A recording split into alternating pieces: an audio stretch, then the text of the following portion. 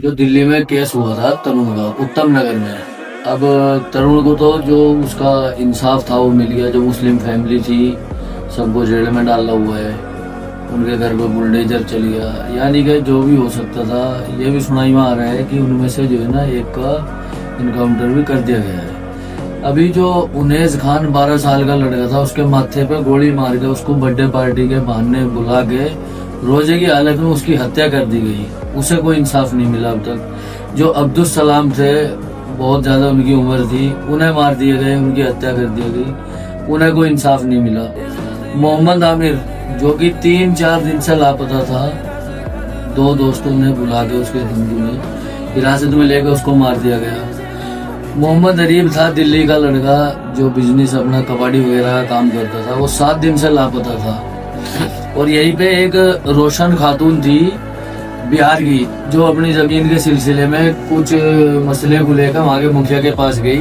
अब उस मुखिया ने क्या किया, जो भी वहाँ पे उसके कार्यालय पे थे सबने उसको बांधा, पकड़ के मारा बहुत गंदे तरीके से, रोजे की हालत में। अगर उसने पानी मांगा पीने के लिए तो उसको पानी की जगह शराब में गाँव मुतुर मिला के पिलाया गया। अब यहाँ पे जो उत्तम नगर का केस है तरुण का, उसे तो इंसाफ मिल गया।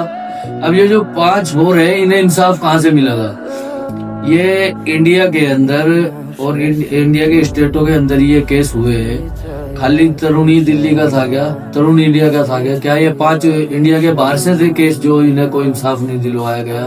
कुछ भी मतलब इनके लिए कोई आवाज जो उठा रही है उसको आवाज को दबा दी जा रही है, उनको धमकियां जा रही है कि ये कर देंगे वो कर देंगे।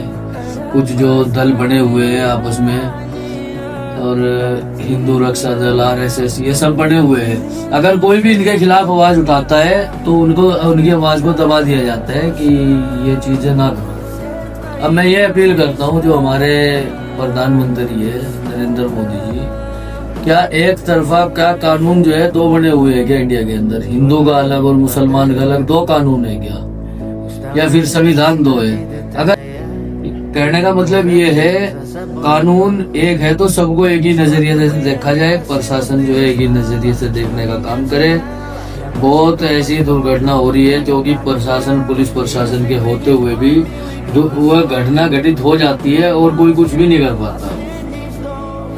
अब इसमें क्या होना चाहिए क्या नहीं ये तो मैं बोल नहीं सकता, पर यह है कि एक साइड टॉर्चर करना वो बहुत गलत चीज है।